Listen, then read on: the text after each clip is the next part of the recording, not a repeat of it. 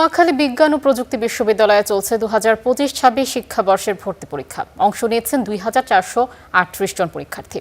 বিস্তারিত জানাতে যুক্ত হচ্ছেন সহকর্মী গোলাম কিবরিয়া রাহাত।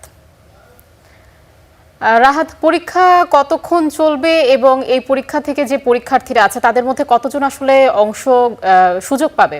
আমি এই মুহূর্তে আছি নোয়াখালী বিজ্ঞান ও প্রযুক্তি বিশ্ববিদ্যালয়ে।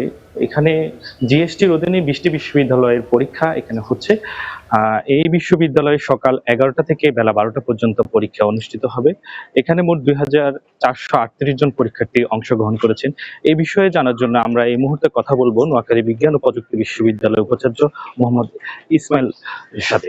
আপনার কাছে জানতে চাচ্ছিলাম, এই যে বিশ্ববিদ্যালয়ের পরীক্ষায় টোটাল কতজন অংশগ্রহণ করেছেন আর আমাদের কি ধরনের প্রস্তুতি ছিল এই বিষয়ে একটু বলবেন। ধন্যবাদ। জিএসটি-ভুক্ত 20টি বিশ্ববিদ্যালয়ে আজকে সেন্ট্রালি পরীক্ষা হচ্ছে, আজকে সি ইউনিটের, যেটা বাণিজ্য ইউনিটের। আমাদের নোয়াখালী বিজ্ঞান ও প্রযুক্তি বিশ্ববিদ্যালয়ের 2438 জন পরীক্ষার্থী অংশগ্রহণ করার কথা।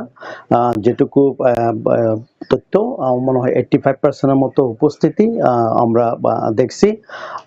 আইন শৃঙ্খলা থেকে শুরু করে সবকিছুই আমরা যথাযথভাবে মনিটর করতেছি, যাতে পরীক্ষার্থীরা নির্বিঘ্নে পরীক্ষা দিতে পারে, একই সাথে পরীক্ষায় যাতে কোনো অপ্রীতিকর ঘটনা না ঘটে এবং যাতে কোনো ইলেকট্রনিক ডিভাইস সহ অন্যান্য ডিভাইস দিয়ে পরীক্ষার্থীরা যাতে কোনো ধরনের জালিয়াতির আশ্রয় নিতে না পারে, এজন্য আমাদের সর্বাত্মক ব্যবস্থা গ্রহণ করা হয়েছে।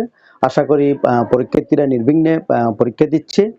একই সাথে যারা অভিভাবকরা এই ক্যাম্পাসে আসছেন, তারা ক্যাম্পাসের বিভিন্ন জায়গায় বিশ্রাম নিচ্ছেন এবং বিভিন্ন জায়গায় ঘোরাফেরা করতেছেন। আশা করি তারা পরীক্ষার্থীরা খুব ভালোভাবে পরীক্ষা দিচ্ছেন।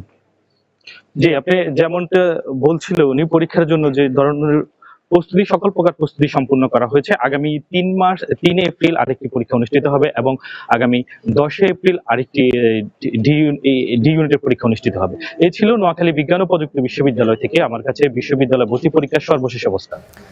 রাহাত, আপনাকে ধন্যবাদ।